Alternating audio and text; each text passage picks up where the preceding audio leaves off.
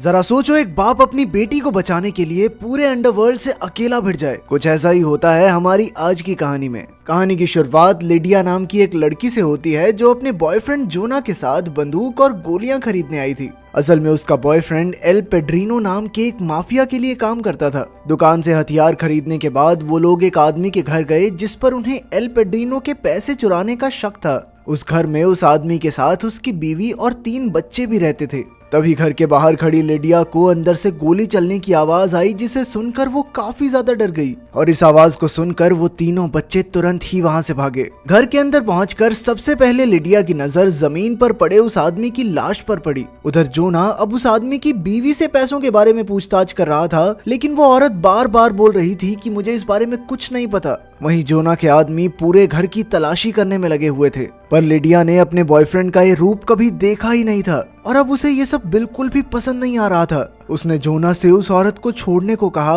पर लिडिया की बात सुनने की बजाय जोना ने उसी के हाथ में बंदूक थमा दी और कहा कि अगर मुझसे सच में प्यार करती हो तो इस औरत को गोली मारो। पर लिडिया इसके लिए बिल्कुल भी तैयार नहीं थी और जोना के बार बार जबरदस्ती करने की वजह से वो बहुत ज्यादा डर गई थी और फिर उसने घबराहट में गलती से जोना पर ही गोली चला दी। और जब उसे अपनी गलती का एहसास हुआ तो वो खुद को बचाने के लिए तुरंत ही वहां से भाग गई। उधर लिडिया के पिता जॉन अपने दोस्तों को अपनी फौज की कहानियां सुना रहे थे, जिसके बाद जॉन ने उन्हें बताया कि कैसे शराब के नशे में किसी का खून करने के आरोप में उसे 7 साल के लिए जेल जाना पड़ा था। जॉन का सबसे करीबी दोस्त कर्बी था, जिसे वो अपने फौज के दिनों से जानता था। असल में जॉन का तलाक काफी समय पहले ही हो गया था और अब वो एक वैन में बिल्कुल अकेला रहता था। साथ ही फौज से निकलने के बाद उसने टैटू आर्टिस्ट का काम शुरू कर दिया और अब तो वो लिडिया से भी बहुत कम ही मिल पाता था। थोड़ी देर बाद उसे लिडिया का फोन आया, जिसने उसे बताया कि वो अपने घर को छोड़कर कहीं और शिफ्ट होने वाली है और इसके लिए उसे $2000 की जरूरत है।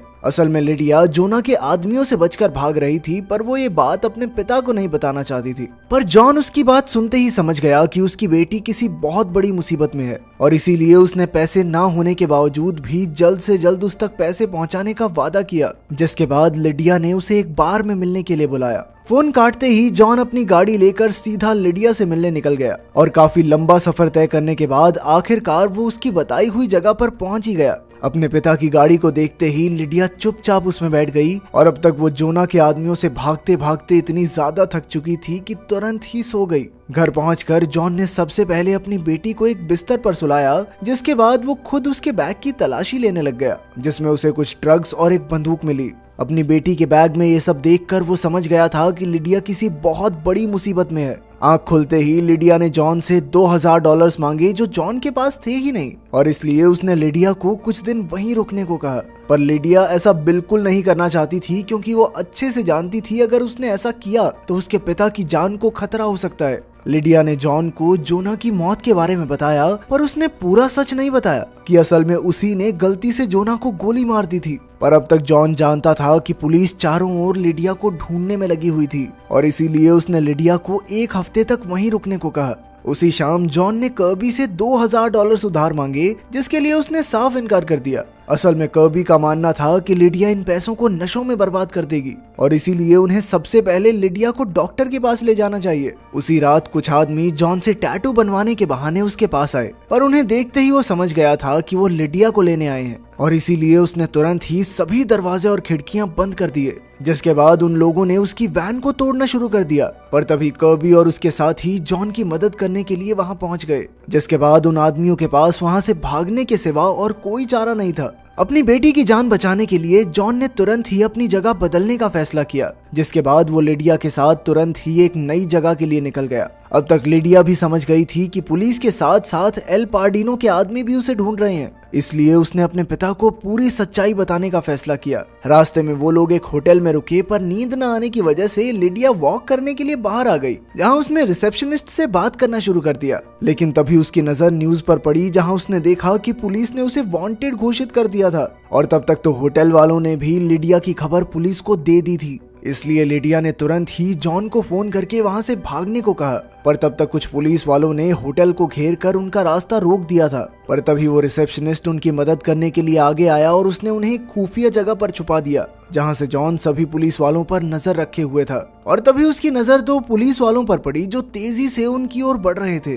लेकिन तभी अचानक से किसी अनजान आदमी ने पुलिस वालों पर हमला कर दिया, जिसका फायदा उठाकर जॉन और लिडिया एक गाड़ी लेकर वहां से भाग गए। उस अनजान आदमी ने उनके ऊपर भी हमला करने की कोशिश की, पर वो आसानी से बच गए। अगले दिन जॉन ने लिडिया के हमलावरों के बारे में पता लगाने के लिए अपने जेल के एक पुराने दोस्त जैक को फोन किया। असल में जैक एक पुराना माफिया लीडर था जिसकी अंडरवर्ल्ड में बहुत ही गहरी जान पहचान थी, और अपने दोस्त की मदद करने के लिए जैक तुरंत ही तैयार हो गया। इसके बाद वो दोनों एक ट्रक में बैठकर अपनी अगली मंजिल के लिए निकल गए, और कुछ घंटों तक सफर करने के बाद वो लोग एक बार में पहुंचे जहां से जॉन को अपने एक पुराने दोस्त टॉम का पता लगाना था। पर जॉन के साथ लिडिया को देखकर बारटेंडर ने उसे टॉम का पता बताने से साफ इनकार कर दिया, जिसके बाद जॉन कर्बी से मदद मांगने के लिए उसे फोन करने चला गया। लेकिन इधर लिडिया ने अपनी अदाओं की मदद से बारटेंडर से टॉम का पता निकलवा ही लिया, जिसके बाद वो दोनों लिफ्ट लेकर टॉम के घर पहुंच गए। जहां पहुंचते ही जॉन ने टॉम से अपने पैसे और हार्ले बाइक दोनों वापस मांगे,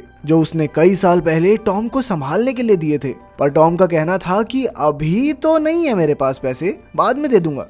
उसी शाम टॉम ने अपने बाइकर ग्रुप के साथियों को जॉन से मिलने के लिए बुलाया, जिसके बाद जॉन और लिडिया ने उस रात वहीं रुकने का फैसला किया। अगली सुबह टॉम और उसकी बीवी ने जॉन और लिडिया को बंदूक के दम पर कैद कर लिया। असल में उन्हें पता लग गया था कि जॉन और लिडिया पुलिस से बचकर भाग रहे थे, और इसलिए उन्होंने लिडिया को गिरफ्तार करवा के सरकारी इनाम लेने का फैसला किया। जॉन को इस बात से इतना गुस्सा आया कि उसने तुरंत ही टॉम की बीवी पर हमला करके उसके हाथ से बंदूक छीन ली, जिसके बाद उसने टॉम से कहा कि चुपचाप मेरी बाइक और सारे पैसे अभी वापस दे। गुस्से में होने के बावजूद भी जॉन ने अपनी दोस्ती की खातिर टॉम को जिंदा छोड़ने का फैसला किया। अपने पैसे और बाइक लेकर वो दोनों तुरंत ही अपनी अगली मंजिल की ओर निकल गए। पर रास्ते में टॉम के कई आदमियों ने उन्हें पकड़ने की कोशिश की, पर जॉन ने टॉम के घर से चुराए हुए हथियार की मदद से उन सभी को बड़ी ही आसानी से हरा दिया। अगले दिन पुलिस और गैंग के लोगों से बचने के लिए जॉन और लिडिया ने अपना भेष बदलने का फैसला किया, जिसके लिए जॉन ने अपनी दाढ़ी को शेव कर लिया और वहीं लिडिया ने अपने बालों का रंग बदल दिया। जिसके बाद जॉन अपने दोस्त जैक से मिलने के लिए जेल पहुंचा। वहां जैक ने अपने सूत्रों से मिली पूरी जानकारी जॉन को बताई। असल में लिडिया के पीछे एल पेड्रिनो की पूरी गैंग लगी हुई थी, क्योंकि जोना उस घर में पैसों का पता लगाने का सिर्फ नाटक कर रहा था। असल में पैसे उसी ने चुराए थे, और जब लिडिया जोना को गोली मार के भाग गई तो गैंग का सारा शक उसके ऊपर चला गया कि वो जानती है कि सारे पैसे कहां पर हैं। अब उन्हें लग रहा था कि इस चोरी के पीछे की पूरी मास्टरमाइंड लिडिया ही है। उधर लिडिया अभी भी एक होटल में इंतजार कर रही थी कि तभी उसे कर्बी का फोन आया, जिसने उसे बताया कि एल पेड्रिनो के आदमी उसके ठिकाने के बारे में सब जान गए हैं। और इसके बाद उसने लिडिया को एक ऐसी जगह पर जाने को कहा जहां बहुत भीड़ भड़ाका हो। कर्बी की बात मानकर लिडिया तुरंत ही एक मूवी थिएटर में पहुंच गई, क्योंकि उसे लग रहा था कि शायद यहाँ पर वो सेफ रहेगी। पर असल में ये सारा जोना का प्लान था, जो अब तक जिंदा था। जोना को अपने सामने देखकर लिडिया तुरंत ही वहां से भागने लगी, पर तभी जोना के आदमियों ने उसे पकड़ लिया। उधर जैक से मिलने के बाद जॉन ने लिडिया को फोन करने की कोशिश की, पर वो फोन उठा ही नहीं रही थी। इसलिए जॉन ने कर्बी को फोन करके लिडिया के बारे में पूछा, पर कर्बी को फोन करने पर उसे पता चला कि जोना ने उसे पहले ही मार दिया था। अपने सबसे करीबी दोस्त की मौत और अपनी बेटी के किडनैप होने की खबर सुनकर जॉन गुस्से से भर चुका था।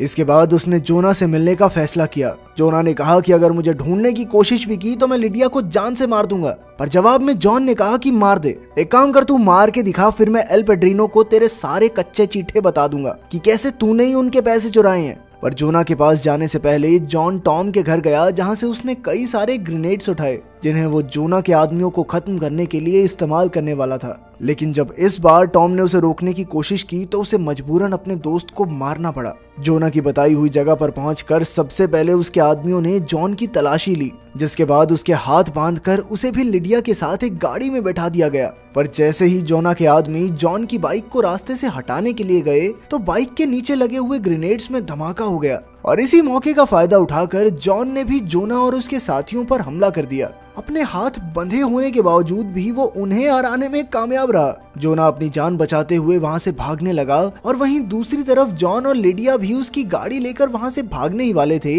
कि तभी अचानक से एल पेड्रिनो के एक स्नाइपर ने उन पर हमला कर दिया, जिसमें एक गोली सीधा जाकर जॉन को लगी, और अपनी बेटी को बचाने के लिए उसने अपनी जान की कुर्बानी दे दी।